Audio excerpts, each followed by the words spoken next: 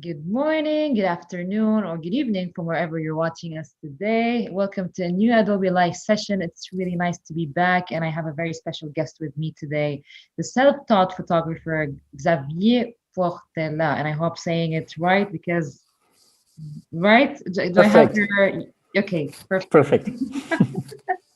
How are you, Xavier, today? I'm fine. I'm really excited about this. Great, me too, and I'm sure the community as well. I want to say hello to everyone watching us live on the live chat. It's so nice to have some good old and new faces here with us today. I can't wait for you guys to, to share with us your questions and for us to learn more about Xavier and his journey in photography. If you are watching us on YouTube, do switch to behance.net/live so we can say hello to you, answer your questions, and just join the live chat. Let's meet new people. So yeah, this is Behance, and yeah. And then, so Xavier is a self-taught photographer, like I mentioned. The CNN actually portrays him as someone who captivates the noise around him with a single photo frame. And I would love to learn more about that really quote right now in our session.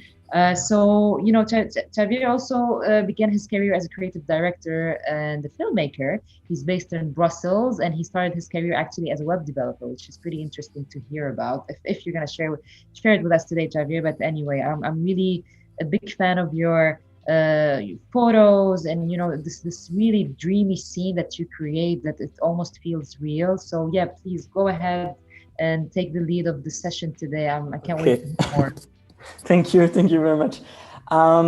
Well, to start, hello everybody, and I have a quick video that I want to share. It's just a 1-minute video, but it gives in 1 minute a big picture of what I'd like to talk about with you today. So nice. I'm gonna play that now.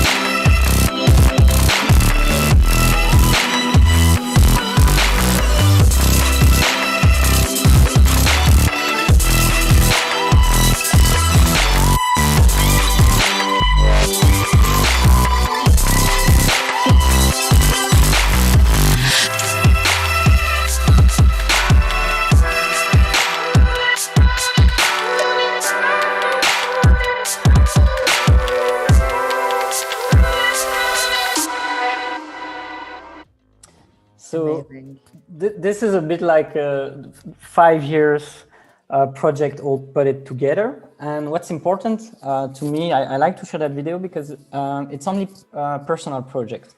So none of those are like commissioned or commercial. It's really what I like to do on my free time, basically.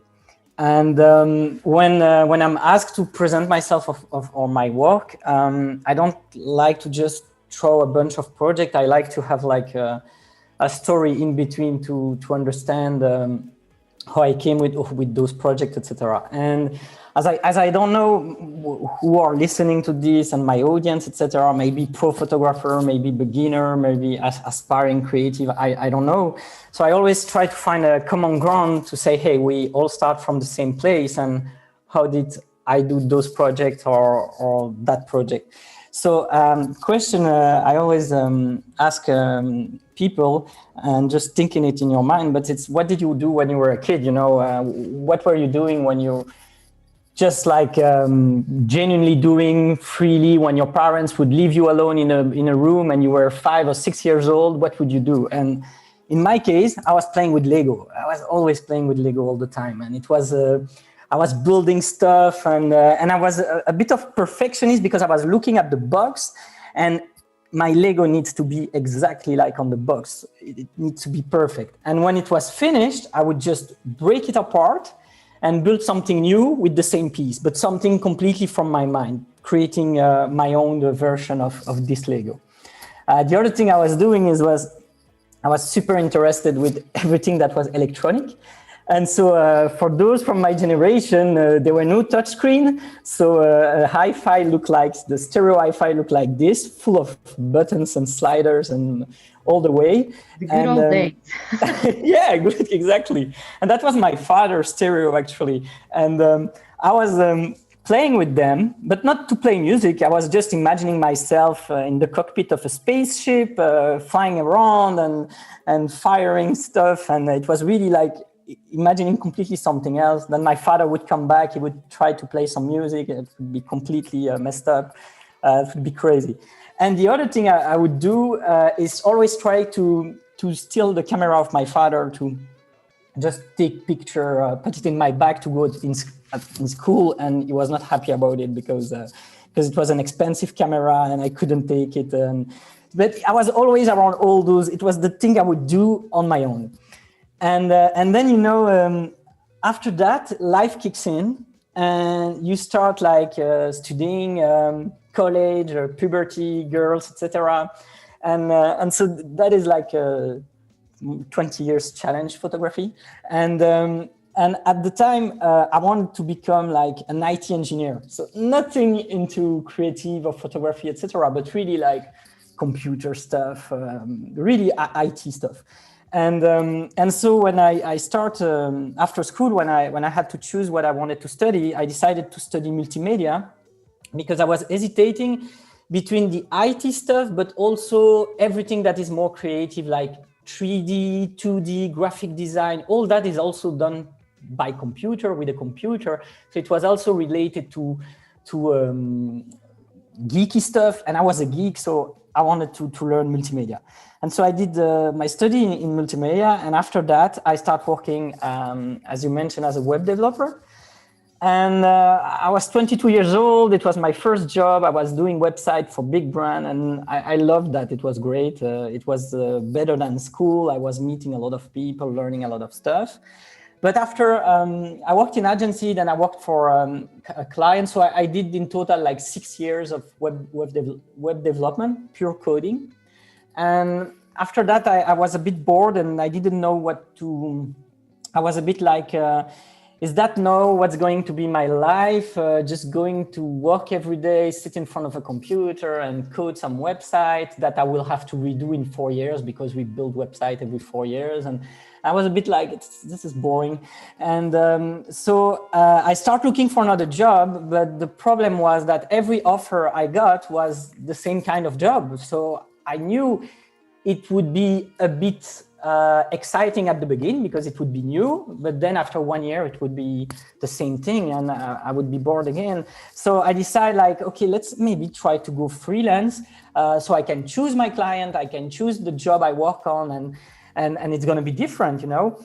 And the problem at the time was finance, you know, you always want to be safe financially. And that's what stopped you to become freelance is, will I survive as a freelance? So in my case, I discussed with my mom, I remember at the time, And she said, you know, worst case scenario, you can always sleep on my couch and eat at my table. And I was thinking, oh, well, if that's the worst case scenario, that's okay, I can do it, right? So I went freelance. But at the same time, I said, okay, but if I'm going freelance as a developer, I'm still going to do website, etc. So let's go freelance and let's switch the nature of my job and go from developer to photographer. And that's how it all started. I was like 27, I think, and I really started learning photography. I was already doing a little bit of photography, but as a hobby. And then I started learning photography. And one of the problem I had is that I had no portfolio, and that was really problematic. It was not like today with Behance, everybody has a nice portfolio. I had nothing. And so I received some client request, and they were asking me, can you do this? Can you do that? And for example, I received a client brief saying, can you do a video where you use our product to do a cocktail? And I never did that. So instead of answering the client, I ran to the store. I bought everything I needed. I went back home. I start my camera on a tripod, and then I start doing the cocktail myself. And I film myself in like various positions. And then I start editing the video that you can see there. And I send that to the client saying, well, sorry for the late reply. I was busy on something else. Actually, I already did something similar for another client. Maybe if you're interested, I can show you, etc. So I was trying to build my portfolio based on the client request I was receiving. And so I was really doing it before getting paid to do it. And just to reassure you, when you do that over and over, and you try over and over, in the end, a few years later, I got a real commercial. And wait, sorry, I don't know if it's playing. I got a real commercial for Schweppes. Yeah. And it was way more qualitative, let's say. And it was just because over the years, I was trying, and I learned to use the lighting, I learned to use the camera, I learned to use slow motion, etc. But so at the time, during all those years trying over, one of my problem was I need to make a living, to have a bit of money to survive, and at the same time, I needed to learn. So I was really in that balance where, okay, or I take that client because I know I'm going to make money, but it's a shitty job and I don't want to do it and I'm not going to learn anything. Or I'm learning on the side, but then I don't earn any money and I have a problem here. So I decided like to invest in myself. So what I did is I had some savings on a bank account, and I calculate, okay, how long can I live on my savings without working for any clients? And calculation was super simple. It was 1 year. So I could survive for 1 year without working if I manage well the money. And so I say, okay, let's try that. Let's just pay myself with my own savings. Every month I pay myself, and the free time I have, I'm going to just learn by myself. Just, tutorials on YouTube, everything I could put my hands on, I would try. Working as an assistant for other photographer, no matter what it was, if I could learn something from it, I would go for it. And so inspiring. Yeah. Sorry to cut you here, Xavier, but I think this is such an inspiring journey, to be honest. And this is what we always tell in our Adobe Live sessions. Like, again, invest in yourself, because if you don't take the risk, you will never know what to get. It's a yes or a no, and you have to do it, and just to jump for it and see what comes out. I mean, this is a perfect example because you did this by yourself, like the first commercial, and then you got, this client that actually asked you for like a similar video or so. So I think this is really a learning experience for everyone, and that hopefully, that it can push them in their career. And yeah, thank you so much for sharing that. My pleasure. But I think it's really important to see where we come from, because sometimes we see some stuff so great, but we don't see the journey before it. And in this case, I really think what helps me a lot when I had some doubt was I always imagine the worst case scenario. So it's really like, what happened if I do it? Because if I don't do it, I know what will happen. I will just stay in my boring coding life, working. But if I do it, what's the worst thing that can happen to me? And it was okay. Love that. Always imagine the worst case scenario. Yeah, I was always But doing don't that. be negative about it. I mean, try to be positive about it. So I guess it's Exactly. like a balance between, being positive and negative. But yeah. And to also recognize that actually to be positive, because the worst case is not so bad. It's actually okay. Amazing. And then how did how did you develop these skills for the photos you're taking right now?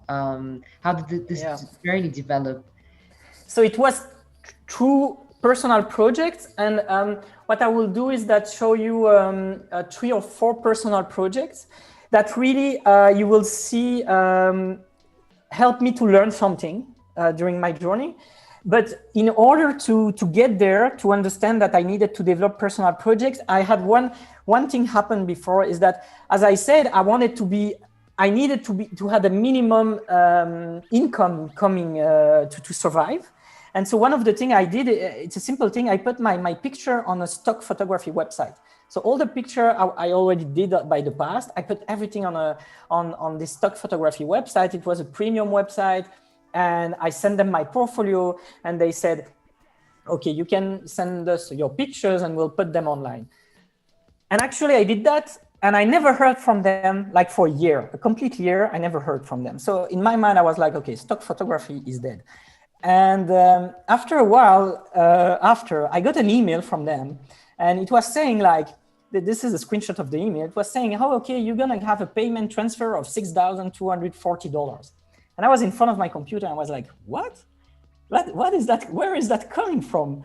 And so I contacted them, because I said, hey, we are, it's been a year now that we are collaborating. I never heard from you. And now you tell me that I'm going to receive a payment of $6,000. Can I know, because I'm interested in that, to know how to develop better picture for you. Who's the client, which client, how many pictures, how does it work? Can you give me a bit more details? And so they tell me, oh, it's only one picture, that picture. And it's one client in New York that bought it for 1 year usage. And I'm completely new to that. So my first reaction is like, I tell the guy, what? There's someone who pays $6,000 to use one picture during 1 year? And the guy answered me on the phone, no, you don't get it right. $6,000, that's your 50% commission. We sold it for $12,000. And I was like, completely, how can, beautiful. I didn't know about that. You can sell picture for that amount of money. Beautiful. And just to pause here, this is not a commercial ad at all, because I am a true believer in Adobe Stock. And I would love to invite everyone to take a look at Adobe Stock, because it does pay, like the actually, the creator, like it's paying you to have this on Adobe Stock platform. It's such an incredible platform to use, and it's a passive income. Exactly, 100%. The content is absolutely authentic to the artist, and don't forget that there's also audio. So if you're interested in music and you want to also sell your audio, this is also like an opportunity for you. But yeah, this is such a fantastic story. I'm so curious how did that where did that take you? Yeah, and so from that I was like, I need some time to just it took me 3 days to take, okay, first I was, to be honest, I was proud. I was like, someone estimate one of my picture to that amount of money. It was crazy for me. And then I was like, but wait, what's that picture? Okay, it's a picture of New York when I was on holidays with my girlfriend. And I was like, okay, so it's not something I did for commercially. I did that on my own free time because I liked that scenario, that scene. And then that picture was dying on my hard drive, and I said, okay, let's just upload it on a stock photography website. And here it was paying something. It was paying the trip at least. And I was like, okay, this is great. And so it started fueling me, and it started fueling me with insane goals, because I was like, so if I sell 1 picture per month, I could make a living of that for all my life. Short answer, it's not the case. But at the time I was like, okay, this is great. This is what I need to do. How will I do that? And that where it comes from, the ideas to develop personal projects. Because at that time I was like, okay, everything that is giving me something, pleasure, good feedback, good review, etc. It's always come from my personal projects, from what I do on my free time. So I went on YouTube, I was watching some video, and then I saw those videos from Iceland. Those guys, it was the time where you had those first drone, the first DJI drones, and they were doing some great video of Iceland. And I told my girlfriend, look, I just sell that pictures. I want to learn. I want to use this money to learn something else. Let's go in holidays in Iceland. So she said yes. I bought everything. I bought the drones, the GoPro. I bought everything. I reinvest all the money in gear. And then I say, let's go to Iceland during the winter because I want those dramatic and cold landscape. And it was very cold. And I want it to be like Game of Thrones. And so we really went all in on a full winter storm in Iceland. And I learned so many things, like your camera can get cold and not working at under some degrees. But it was great because I could do really trying new stuff, trying landscape photography, which was not so much I was more like urban and portrait. And I really enjoyed it. And also those pictures, even if it looks like black and white, it's not black and white. Those are color pictures, but just monochromatic. Fascinating. Yeah, the landscape is completely monochromatic. And at that time, I start also playing with colors, color grade my pictures. So you have those pictures with sky that are a bit retouched to be more like lunar. And then I tried a series called Lunar, which is from Iceland, and I completely retouched like just the color grading of the sky and the smoke. But basically that was I want this moon feeling. So by doing that, I was learning, well, in my case, it was Lightroom. I do all my color grading with Lightroom. And I was, for each picture, I was learning how to play with lights, how to play with colors, etc. And at the same time, I bring that drone with me. So I was trying to do those aerial pictures. So this is like a waterfall, but from 90 degrees top. And those huge aerial landscape from Iceland. So this is road 1 in Iceland. By the way, if you ever go to Iceland, you don't need a GPS. There is only one road, and you can't miss it. It's like black and white. It's amazing. I'm sure, because we have Emma here on the chat, I'm sure she would know. She cycled in Iceland, so that's interesting to know. You don't need a GPS, and you can't. I don't think you couldn't get lost either. Like, it's just like you either go back or you go. You get lost if you go outside the road, because there is a lot of off-road. But on the road 1, I think it's more or less 2,000 kilometers, I think. And to do because I did 3 times the complete tour, and it's amazing. It's like, it's only one road, and it's called Road 1, so can't miss it. And at the same time, I create a video, because I was there with my drone and with my GoPro. So I was thinking, okay, let's just make a video and try to do something with it. And the little thing about this video, little characteristic, it was entirely shot with a GoPro, because at the time, the cameras on the drone, there were always GoPro there.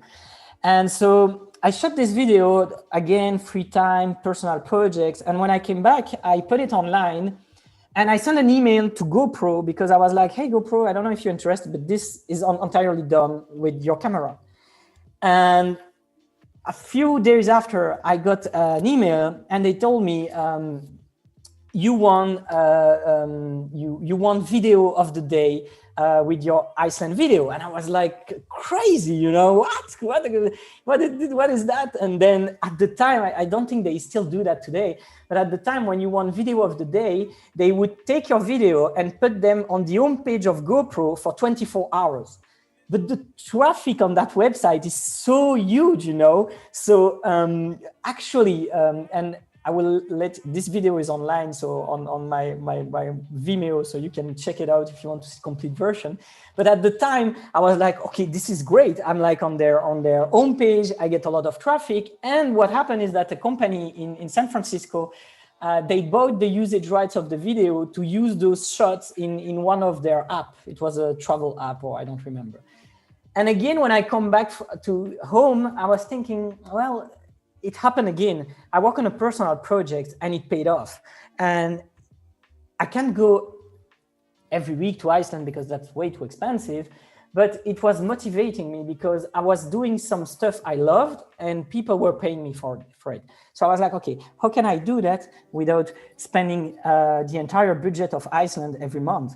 So I start looking a way to learn and do stuff around my place. And at the time I was going to the sport gym, a gym that was close to my place.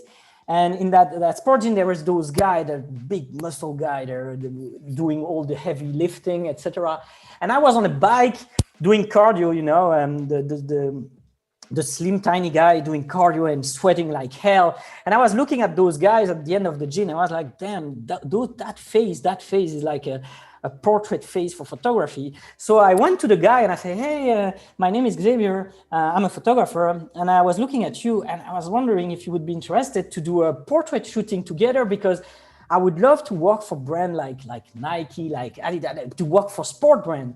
And I need to do a portfolio, and I think you would be great to do those shots, you know. And he looked at me from top to bottom, and then he said, okay, let's do it. And so we sneak in the gym because the guy at the reception was a friend, and he said, you can use the room there for 1 hour because there is nobody.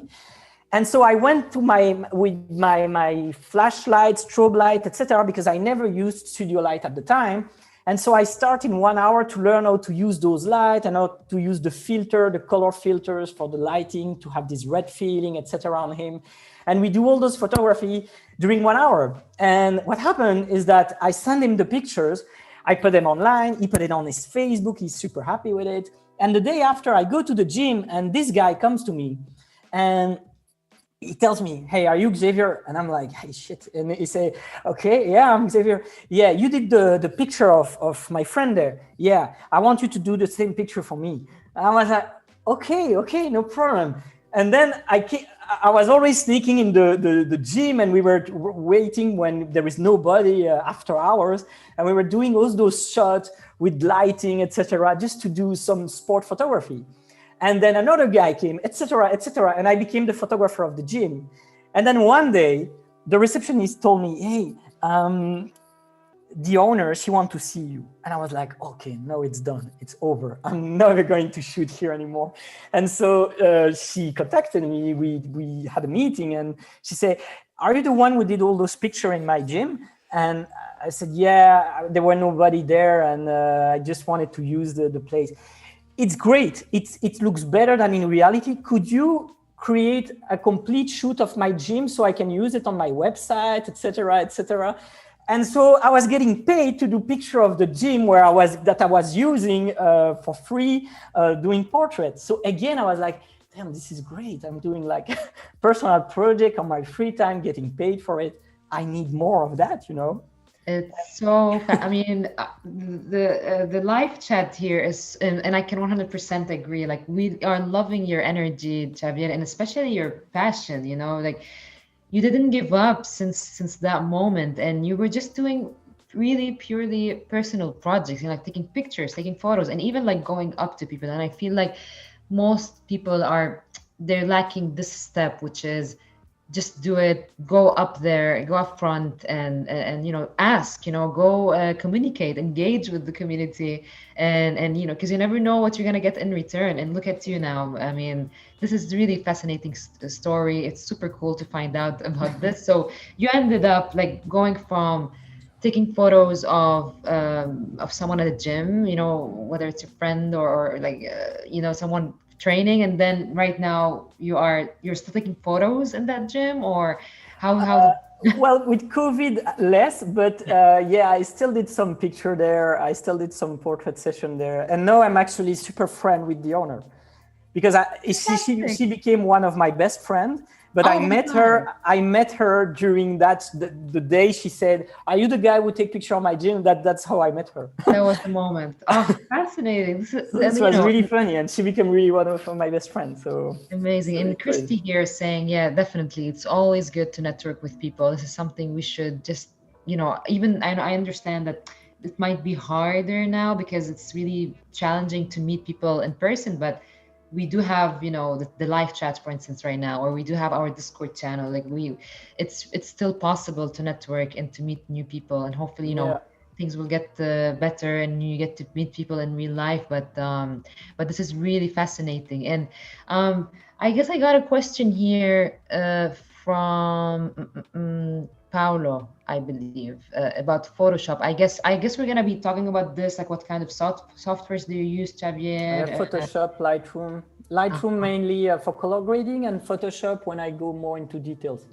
okay, interesting. Yeah, so those are my two main tools. And were you also like, did you? And I understand you said that's in the beginning, which is you were watching tutorials by yourself to learn these softwares, right? And it's still the way it is, I mean, Still today, I think when every time there is something I'm searching and I don't find it yet directly because I'm impatient, I go on YouTube and I type how to, and I just watch a bunch of video and then I try it again.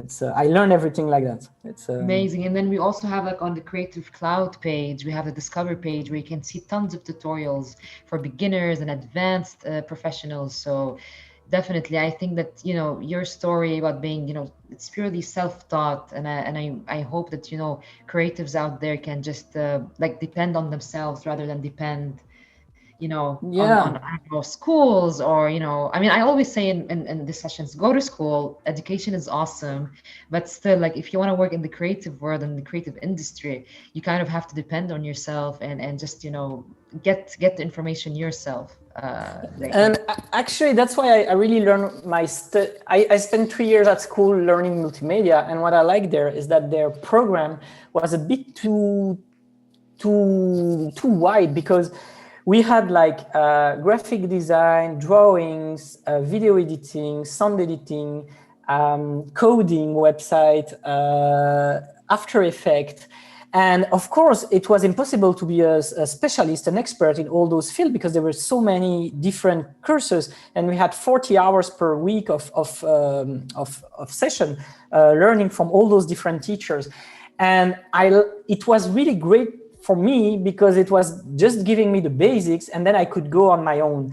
Because when the problem I have when I follow a class or something is that usually it never goes to the rhythm I want to go. So, or it goes too fast, or it goes too slow. And what I love with YouTube or any, and now even in Photoshop and Lightroom, you have access directly to all the tutorials, is that you can just accelerate the playback time. So I usually watch my video 2 times faster, because I just want to have one information. So I like really to learn by myself. Because I feel no pressure from anyone, and that's maybe because I'm also a bit introvert. But yeah, it's the best to me. It was everybody I think has his own way of learning, and to me, learning by myself was the best. So yeah, amazing. yeah. Yeah, and then, well, I believe you wanted to show us another case study, or like Yeah, I have like the two latest. The latest you probably know it already, but the before the latest, it's this with this girl. So I traveled a lot in New York. I love New York. I think I went 7 times there. I love the city, the pulse and the vibe of that city. And I met her because I was looking for models that wanted to do like pictures in New York, because I wanted to mix portrait and urban, and I love the city. I just need a model there. So I met her, and she was like a beginner. She wasn't a model, and I talked with her about her dreams. And it was really interesting because she actually from Bangladesh. She didn't follow what her family chose for her. She went really like independent completely. So it was really tough for her. And she has 2 big goals. She wanted to be a sport model, and do the Olympics in athleticism. And I was like, this is like someone fueled with insane goals. I need to work with her. So she told me all that story, and I said, oh, you know, I'm in New York for a week. If you want, we meet for 1 hour on one of the beautiful bridges there, and we take shots at sunset. So I only have my camera, no studio light. We just work with natural light, and we do a few pictures there. And please just wear a Nike t-shirt or something, so we can actually do it like if it was like for a sport shoot, you know, make it real. So we do those shots. She's a bit nervous, but everything goes super well. I'm super happy with the result at the time, and then really she's happy too. So I send the pictures to her, and 2 years later, I go to New York and I send her a message and I say, hey, do you want to grab a coffee, catch up? And so we meet at the same coffee we meet for the first time. And she sits in front of me and I say, I have something to tell you. And I say, yeah, tell me. And then she just take her phone and she showed me a picture. And I look at the picture and I say, wait, what? And say, I did it. I'm a model for Nike. I represent their brand Pegasus, and I'm in all their store in New York. And I'm like, what? That's crazy. I mean, and in that case, what I wanted to share with that case is that I didn't do the shoot for Nike, or I didn't get any commercial from that, but I collaborate with someone, and that someone put those pictures in her portfolio, plus other pictures from other photographers, and all that package took her from really getting to her dream to become a sport model, and to have been part of that give you the fuel to continue. It really gives you the motivation, the drive to, when you are down, to just say, okay, I need to keep collaborating and work with people, because this is getting somewhere, you know. And so that's one of the case I really love the most is because now she's really like professional model, doing a lot of modeling, so it's great. Oh wow. Like, I mean, not only you take photos, like you do create stories. I mean, you are a storyteller, right? I mean, not only you're capturing people, portraits, and like, I don't know, landscapes, but you're also like capturing, you know, real life events, which is I think this is fascinating. And so yeah, this is really nice, and congrats to the model.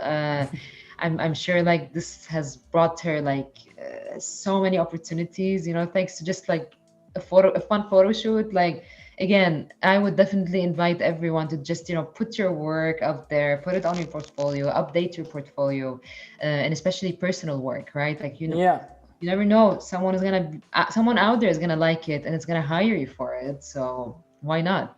yeah, exactly. I really think personal. Wait, sorry, I just lost this. Yeah. No, I really, and I follow her now I still friend with her, so we keep in touch, and I follow her, and she really keep going. And sometimes when I tell that story, I remember where she was when she started like 6 years ago, and I'm like, wow, this is crazy. And it keeps motivating me to see her evolve on her part of the story. So it's Beautiful. crazy. And so the latest project I wanted to talk about is probably, if you knew me before today, you probably know that project, because if you type my name on Google is convinced that I never did anything with my life that shooting cities in pink. This is the only thing that Google knows about me, which is crazy because it wasn't the case. But so here I'm going to be going more in details, and if you have any question, don't hesitate. But I will really tell you the creative process behind it, how the story behind that project, because I did not wake up thinking I'm going to shoot cities in pink and people will love it. This is not what happened, and it's way more complicated than that. So let's do a throwback in summer 2014. My girlfriend and we decide, like, okay, let's go far. Let's visit a country we never visit. We want to go far, so we go to Japan, and as a holiday, so no work, just personal holidays, and of course it's Japan, and I'm a big fan of Japan culture and entertainment. So I take all my gear with me just for my personal pleasure to shoot pictures. And also, as you know, I want to sell one picture per month. So I'm thinking I'm going to Japan, taking picture and putting them on a stock photography website. So I traveled Japan. I took all those shots of Japanese life, all those urban street portraits, all this choreography. I call it like chaos, urban chaos, organized chaos. It's really crazy. They're all going all direction, but finally there is an order. And so I have pictures that I do by day, but at the same time, it's Japan. I'm completely jet lagged. And so I'm up all night and I start taking pictures of the city by night. And I like the lighting, the colors. It's really something new that I never experiment. So I keep working on those long exposure. I start working with a tripod, which I never really did. So I start working on all that. And then there is those kind of picture of Akihabara. If you don't know Akihabara, it's in Japan. It's like the big Luna Park. It's like you have all the game room, Luna Park, karaoke. It's everywhere. You go there at night and you spend the complete night going around, and you have to imagine it's summer. It's very hot. You are sweating, and everybody is having fun in the streets. Clearly, it's pre-COVID, and so I come back home with my pictures and I start retouching them, and I'm disappointed. I'm disappointed with that because I'm like, if I show this picture to a friend and I say, this is Akihabara in Japan and this is amazing, he's gonna look at the picture and gonna tell me, oh yeah, nice, man, it's crazy, you have to go there. And it's just going to say nice, not going to feel it, you know? And to be completely transparent with you, this is the original picture. So this is the raw file coming from the camera, and this is retouched with Lightroom. And so I'm trying my best to play with that retouch, but still I don't get the vibe I had on location. So at the time, what I decided to do is, okay, I don't like that picture. I don't like my night pictures from Japan, so I'm going to archive them on a hard drive and I just do a backup and I forget about them. And because too much things are missing from what I remember. And so 2 years later, in summer 2016, I'm watching some anime, some manga, and I see the way they colorize the anime. For example, girls are pink hair or red hair or green hair. And it doesn't shock me. I'm watching an anime, colors are completely unrealistic, but I like it. And so I started doing some research because I read a lot of manga, and I find the work of this guy, Benjamin Zhang, and I start looking in my books and online on what he does, and I find all those different illustrations, and he does digital illustrations. So everything you see there is he do that on computer with a Wacom tablet, just playing on computer. And I look at that and I'm like, oh, this is really crazy because the colors are unrealistic, but feels natural, feels like I get some emotions coming from there, especially that or even that. And I look at it and I'm like, it's crazy because here it's an illustration, but I have this feeling that he took a camera and he did a long exposure shot because you have the tray of lights of the car on the street. And it really feels like a real atmosphere of a hot night in the summer in a very busy city. And it's just coming from an illustration. So I think about my picture from Japan from 2 years ago. And I'm like, maybe that's what I have to do. I have to mess up completely with the colors and I'll get what I want. And that's how my first glow pictures gets out. So I did that first one, then another one, and another one. And then after a couple of pictures, I call my girlfriend and I say, what do you think about that? Oh, it's nice. I mean, it's great or it's not great, but you have to tell me because I don't know. I'm in between, but I think there is something there. And she said, no, I think you should put them online. And so I do a couple of more. And so everything is like Tokyo, around Akihabara, Tokyo at night, very typical Tokyo style. And here, for example, this picture, I showed you this picture 3 times already. I showed you the original one, the failed one, and that's the glow version, which Nice. gives you way more the wow effect of that location, you know. And after a while, so I published them online after a week, and in like 24 hours or something like that, I get republished on huge magazines online like Creative Boom, Design Boom, that have like millions of followers. Yeah. And my mailbox start filling in with requests to write articles, to publish interviews about it. Wow. From everywhere in the world, you know. And I mean, I have no idea what they're saying. Pretty much they're saying something good about it. But so at that moment, I'm really like, what's happening here? Why there is so much attraction? It's incredible. It's just like, because you didn't like, just you didn't sit there. You just wanted to explore it, you know, you explored possibilities, and here you are. I mean, this color palette, like I have the live chat here is going crazy with the colors. And your energy, Angus. Angus like is so in love with your energy. This is really great.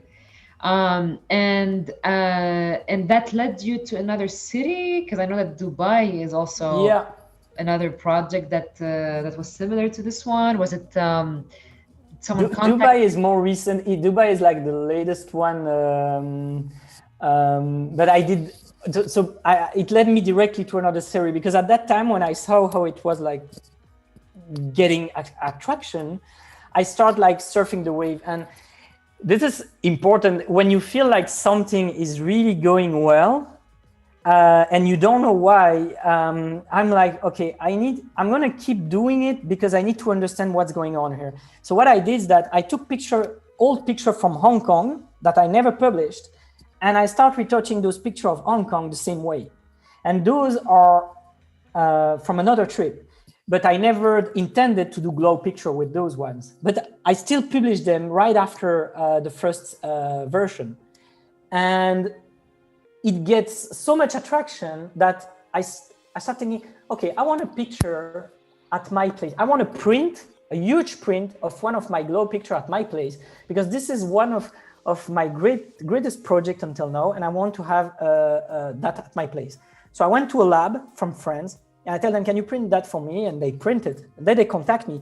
They say, hey, Xavier, we print your picture. And actually, we really like it because your picture is great on it, but it shows how work as a printer. It shows how well we print pictures.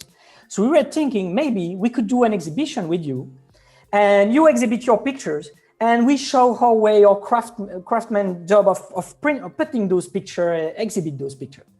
And it was for free. So I said, yes. I said, let's do it. I never did an exhibition of my life, but we'll do an exhibition. So I went on with it, and we did that first exhibition of the glow pictures. And at the end of that year, Phoebe's put glow, and I wasn't expecting that. It's a friend of mine who shared a link with me, and he said, hey, have you seen that? And I was like, because Phoebe's is one of those magazines I'm a big fan of. So I saw that, and I was like, what? This is crazy. So at that time, I said, I need to do another trip. So I went to Bangkok. And when I arrived in Bangkok, the difference was like, now I knew what I wanted to do, because something important that happened with the Tokyo version of the picture is someone sent me an email and say, I just wanted to tell you that I've lived 6 years in Japan, and your picture is exactly how I remember it. And I mean, this guy knows very well that, and we knows that Tokyo is not that pink, but that's how you remember it. And then it started triggering me, and I say, okay, that's it. The colors are giving it's not showing the reality, it's showing how you will remember it. Because when you are on location, you don't just remember the scene, you remember the temperature, the sound, the vibe, the people around, the noise, everything together, and your brain is creating a hack of that, and is making like a version of that, and that's your memory.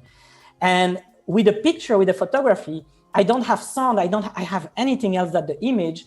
So colors are the only things still left to get back those emotions, right? So when I was in Bangkok, I say, no, I know what I want to do. I'm gonna spend my day location scouting, and after I do my scouting at night, I go back and I shoot all those crazy landscape with those long exposure train and motions.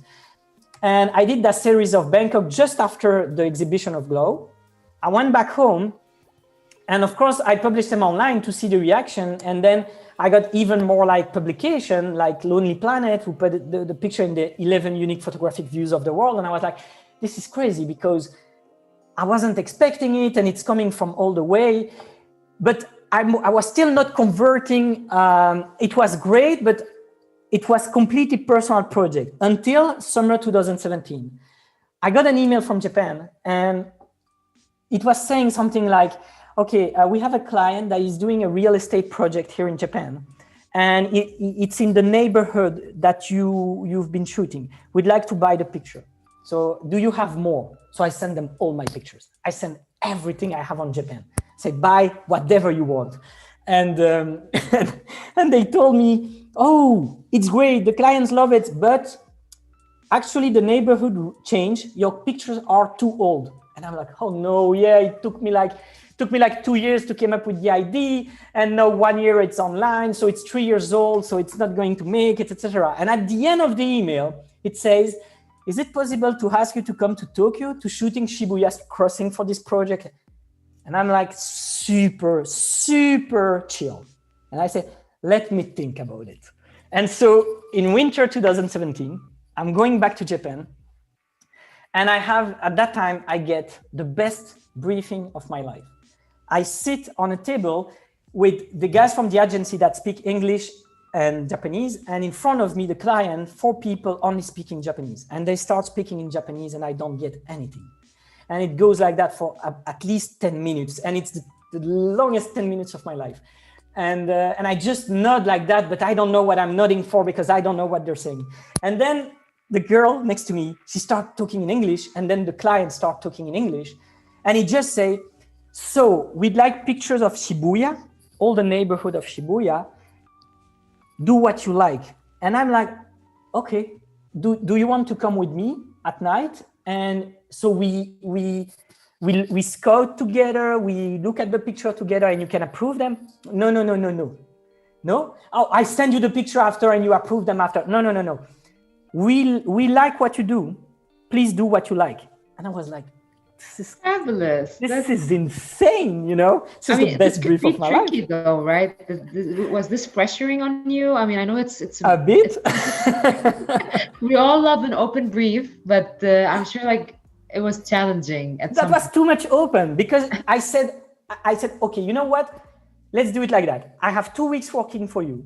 After the 5 first day, I send you the picture and you tell me what to do. And no, you don't need to. Send us everything at the end. And I was really like, no. I sent the picture 5 days after just to get a confirmation that it was what he was looking for.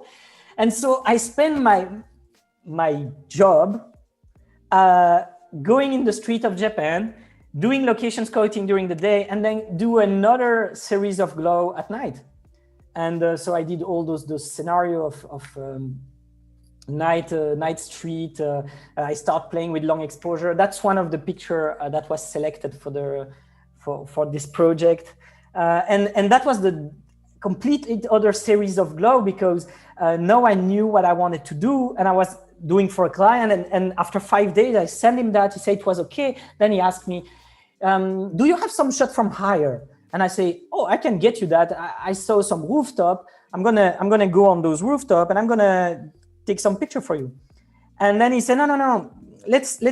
We're gonna book you a hotel room on a very high hotel room, a suite, and you will get a nice view of Shibuya. So let's go together. We'll visit the room with you, and you let us know if that's okay.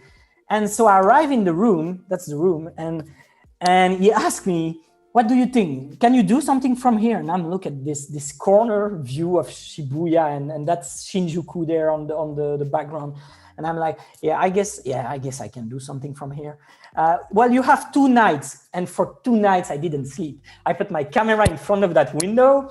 I used tons of my clothes, my t-shirt, etc. to avoid reflections. And I start shooting at night the Shibuya cross path. And so I did it empty, I did it full. And well, I was there for 2 complete nights, so I could at least do something like time lapse there. So I started taking tons of pictures. And then the day after that, the client called me and, like I said, surfed the wave. Clients called me and he said, okay, is everything okay there? You like what you get from there? I think you're gonna like it. I mean, I love it. I hope you're gonna like it. Okay, your last day is tomorrow. So in order to be sure we have everything, we think you should shoot from higher. And I'm like, higher? What does it mean? And then he said, yeah, we booked you an helicopter flight. So you can shoot Tokyo from higher. And I'm like, at that moment, I'm on the phone. And I'm like, I never did I never went into an helicopter. And I want to look professional and I'm not sure. And will it be okay? They spend money on that. And I said, you know, with the helicopter, it's dangerous because there is the window and maybe there will be reflection at night, etc. Oh, no, it's super Japanese style. He says, no, don't worry. We'll remove the window. And so I have my first helicopter flight. And in that helicopter flight, there is no window. And it was like crazy because I was like, I hope I'm going to get at least one good shot from that because they spend so much money on that. I need to get a shot from that. And so in the end, it was okay. It went well. Insane. Wow. And you can see, I don't know if you can see my mode, but actually, you have a football field on the top right of your screen. Yeah. And the building before the football field is actually the hotel. So I was on the last floor of that hotel. So the helicopter is really higher than the hotel. That's for sure. and so after they took those pictures, I give them everything. And they make a concept. So it was a concept for an advertising. Mm-hmm. And that was for a billboard. And I asked them, I was so proud of that work. It really fueled me. I asked them, when you put that billboard, tell me why. So I can come to Tokyo to see it. Why? To take a picture of it. Are you going to take a picture of your picture? I mean, if it's in a billboard in Tokyo, yeah. And then they never contact me. They never told me when. So 1 year later, I went to Tokyo because I wanted to visit Tokyo again. And I went to Tokyo and I was super lucky because I really found the billboard. Oh, look at that. Here it is. So I was crazy. I was like, I was alone in the street. People were looking at me. I was shooting the billboard. And I was like, this is crazy. And then emotional moment. And the project was for a real estate building. So they used the same picture for the lobby entrance of the building. Oh my God, that's amazing. I'm sure this was like This was crazy. But so this project, Glow, if the first part of this project, if you know, it's just, if you remember where it started, it was only personal. It was really, really nothing commercial, only personal. And it started with everything I was already doing when I was a kid, was just playing with things I know and trying to build something. But it's the journey that make it bigger in the end. But it really starts like steps by step. And one of the other thing I just want to add to that is the luck. Surf your luck, because people say, oh yeah, you work hard to get there, but it doesn't feel like that. Not at all. I played hard to get there, but not work. It was only a passion project, a personal project, a free time.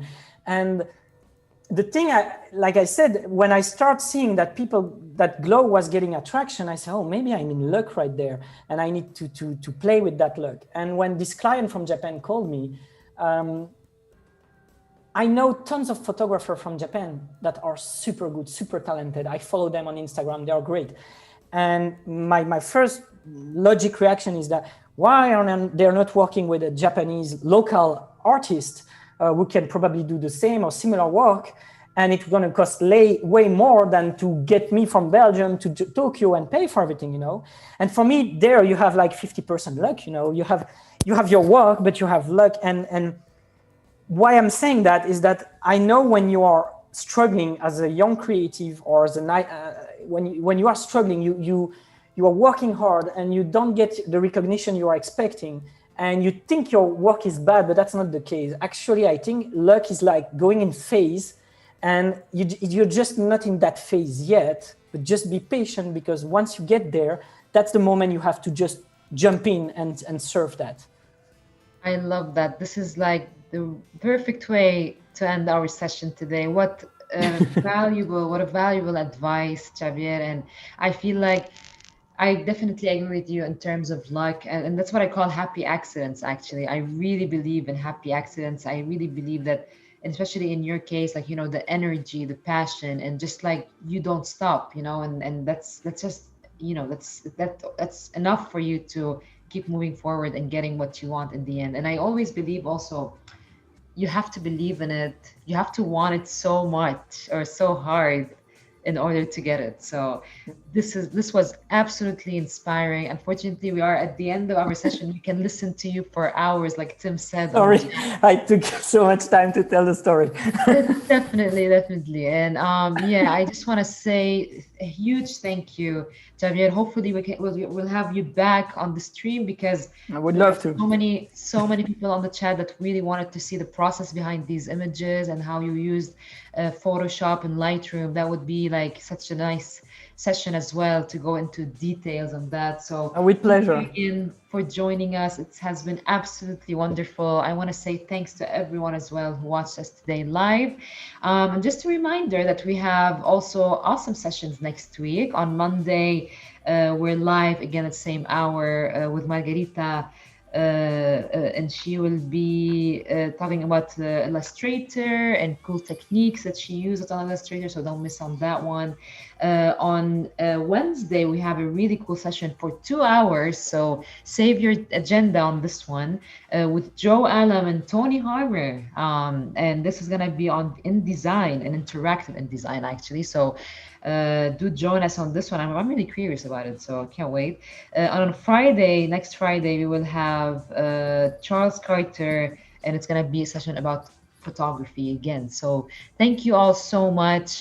Join us on Discord to keep the conversation going and have an amazing weekend. Thank you, Javier. See you soon. Thank you, Nathalie. Bye.